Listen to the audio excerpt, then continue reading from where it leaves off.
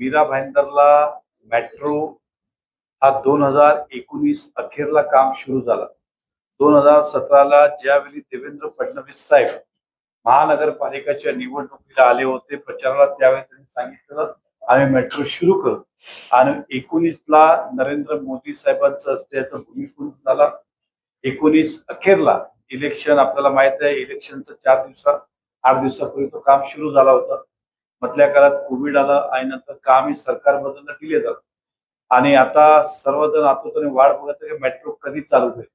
काशीगाव ते दहिसर पर्यंत आमचं पूर्ण रूट रेडी आहे आणि काशीगाव ते भाईंदर वेस्ट असे 2 प्रकार.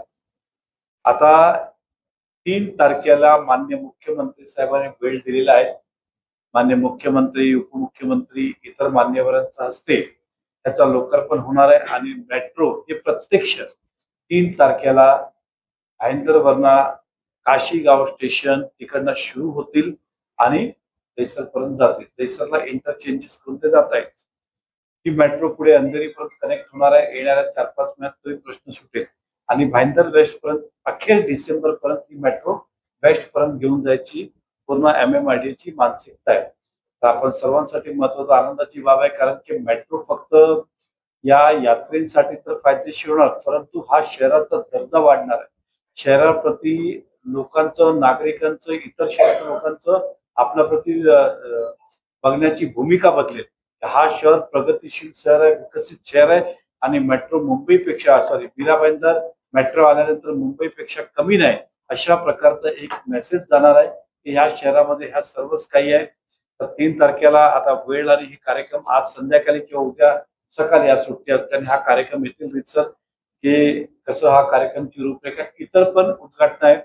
जे ठाणा, आपला गोडबंद ठाणा येऊरला जो टनल आपण बांधतोय त्याचंही भूमिपूजन होणार आहे. बाकी इतर मुंबईचे, कल्याणचे हे सुद्धा. पण मीरा भाईंदर संबंधित एक हे आणि एक टनल. ठाणा जायला आज ट्रॅफिक मध्ये खूप अडचण निर्माण होते. हा टनल पूर्ण झाला की याचंही आपल्याला एक 20 मिनिटात आपल्याला ठाण्याला पोहोचता येईल, अशा प्रकारचं उद्घाटन 3 तारखेला मान्य मुख्यमंत्री व इतर मान्यवरांच्या हस्ते होणार आहे. ही बातमी आपल्या माध्यमातून द्यायची होती.